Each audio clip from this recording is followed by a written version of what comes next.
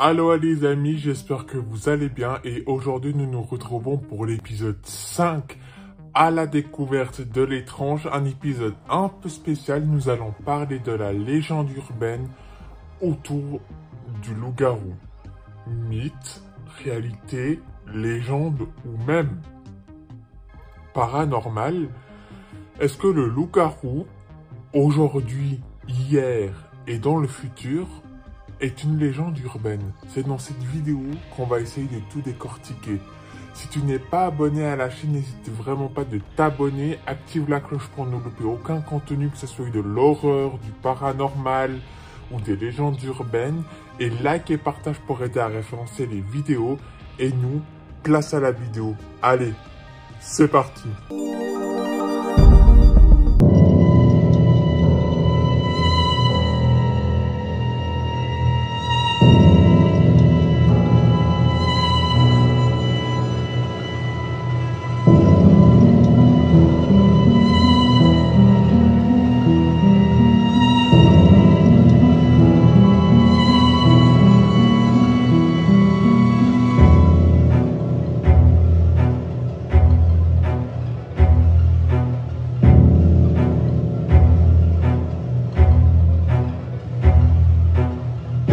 Aujourd'hui, le loup-garou, c'est cette figure humaine métamorphe qui se change en loup-garou sanguinaire et mangeur d'hommes les soirs de pleine lune, souvent malgré lui. La métamorphose est généralement associée à une malédiction, et la seule façon de venir à bout de la créature serait d'utiliser une balle d'argent.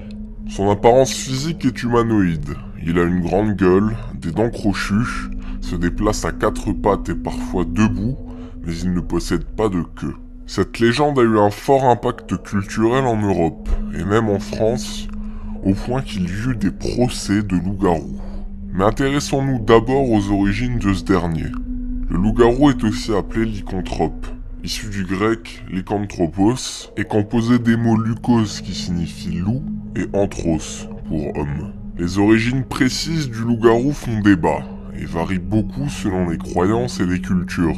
Mais l'origine la plus ancienne serait attribuée à Hérodote, au 5e siècle avant Jésus-Christ, dans sa grande œuvre intitulée Histoire, où il mentionne une tribu nommée les Neuries qui serait capable de se changer en loup pendant plusieurs jours dans l'année. Pourtant, les premières traces d'un culte lié à la thérianthropie, qui est la croyance en la transformation d'un être humain en animal, remontent à l'art pariétal, entre 17 000 et 20 000 ans avant notre ère, où des représentations d'êtres mi-hommes, mi-animaux furent observées sur les parois de la grotte des Trois Frères en Ariège. La lycanthropie en est une déclinaison, dont les origines sont bien plus anciennes. Dans les métamorphoses d'Ovide, qui varient selon les versions, Lycaon, roi d'Arcadie, vénère avec ses fils un culte de Zeus au sommet du mont Lycée. Un jour, Zeus leur rend visite sous l'apparence d'un mendiant. Lycaon le convie à table et lui sert au milieu du festin un plat à base de chair humaine, issu du plus jeune fils de Lycaon, sacrifié pour l'occasion.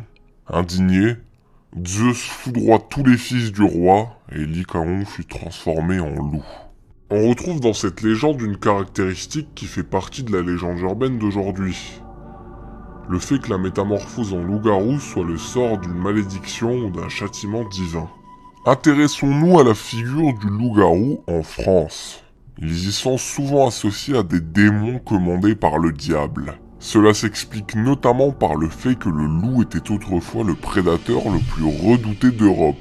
En France, entre l'année 1580 et l'année 1840, 1600 actes de décès désignent en majorité le loup comme responsable de la mort. La peur du loup, mêlée à la monstruosité du mythe du loup-garou, explique donc le fait qu'on les pensait au service du mal.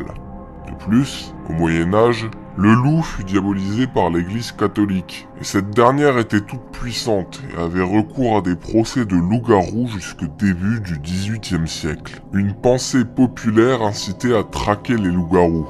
Ainsi, des ouvrages furent publiés contre les loups-garous, dont le Marteau des sorcières publié en 1486 et qui fut considéré comme un manuel de chasse aux sorcières mais aussi aux loups-garous pendant des siècles. Ainsi, au XVIe siècle, il y eut environ 30 000 procès contre des lycanthropes en France. Les coupables étaient généralement brûlés vifs. La lutte contre les loups-garous s'inscrivait dans la lutte contre la sorcellerie. Et dans le monde rural de l'époque, une paranoïa contre les loups-garous s'était installée à cause des animaux et des êtres humains retrouvés tués, mutilés ou massacrés. Prenons l'exemple de Gilles Garnier, connu sous le nom du loup-garou de Dole, est reconnu coupable de lycanthropie et de sorcellerie. Gilles Garnier, surnommé l'ermite de Saint-Bonneau ou encore le loup-garou de Dole, vivait à l'extérieur de la ville de Dole en tant qu'ermite. En octobre 1572, une fillette fut retrouvée déchiquetée et la chair de ses cuisses et de ses bras avait été partiellement dévorée. Le mois suivant, un garçon de 10 ans fut retrouvé mort, les cuisses et le ventre dévorés, et l'une de ses jambes avait été arrachée. D'autres massacres eurent lieu, et un édit fut prononcé pour traquer ce que les autorités considéraient comme un loup-garou. Et un soir, Gilles fut surpris alors qu'il venait d'étrangler un enfant. Il prit la fuite, mais fut rapidement rattrapé. Il avoua avoir assassiné au moins 4 enfants âgés de 9 à 12 ans grâce à une pommade offerte par un fantôme qui lui permettait de se changer en loup. L'ermite fut reconnu coupable de lycanthropie et sorcellerie le 18 janvier 1573 et il fut condamné à être brûlé vif sur le bûcher. Le loup-garou était donc majoritairement associé au mal en France. Et les hommes supposés en être avaient l'image de sorciers, de tueurs en série ou de criminels. L'histoire de la bête du Gévaudan par exemple, développée dans une précédente vidéo, contribua à alimenter le folklore. La légende du loup-garou s'est transformée et a été réappropriée à travers les âges et les cultures. Mais certains aspects de ce mythe que nous connaissons tous sont en fait très récents. La balle en argent, souvent bénite par exemple, n'est officialisée comme méthode d'exécution qu'à partir du 19e siècle. De même pour l'utilisation d'objets religieux. En effet, puisque le lycanthrope est considéré comme une créature du diable, seul un objet appartenant à l'église est en mesure de le détruire. Un cliché récent qui fut grandement alimenté par les récits de loups-garous au cinéma ou dans la littérature. Dans l'Antiquité, il fallait trouver la peau du loup qui était cachée quelque part et la brûler pour pouvoir libérer le lycanthrope de sa malédiction. Il en est de même pour le rôle de la pleine lune, apparu dans les écrits récents, elle aussi liée à l'utilisation de la balle en argent. Si l'on se réfère au tableau des symboles alchimiques, on peut remarquer que l'argent est associé à la lune. Par conséquent, si le loup-garou tirerait son énergie de la lune, son point faible serait donc le métal lunaire. Lorsque la science parvint à prouver que la transformation physique d'un homme en loup était impossible et que la lycanthropie clinique fut reconnue comme une maladie mentale où le patient se croit atteint de lycanthropie, les mentalités changèrent peu à peu.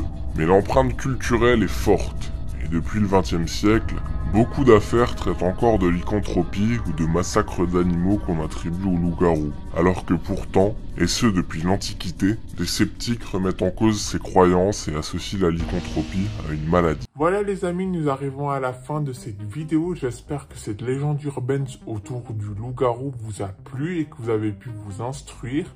Du coup, mettez-moi en commentaire légende, horreur, paranormal. Vous le qualifierez ou vous le mettrez dans quelle catégorie. Si c'est pas encore fait, n'hésitez vraiment pas à vous abonner et d'activer la cloche parce que je vois que beaucoup de personnes regardent des vidéos sans y être abonnés. C'est un peu dommage, alors n'hésitez vraiment pas. On active la cloche pour ne louper aucune vidéo et on s'abonne. Et aussi pour aider à référencer les vidéos ou peut-être si d'autres personnes aiment ce genre de contenu, n'hésitez vraiment pas, likez et partagez. Et nous, on se retrouve prochainement pour l'épisode 5 des Straits d'horreur, 2 histoires d'horreur inédites à te faire frissonner. J'espère que ça te plaira. Et nous, c'était Kevin. Allez, ciao tout le monde.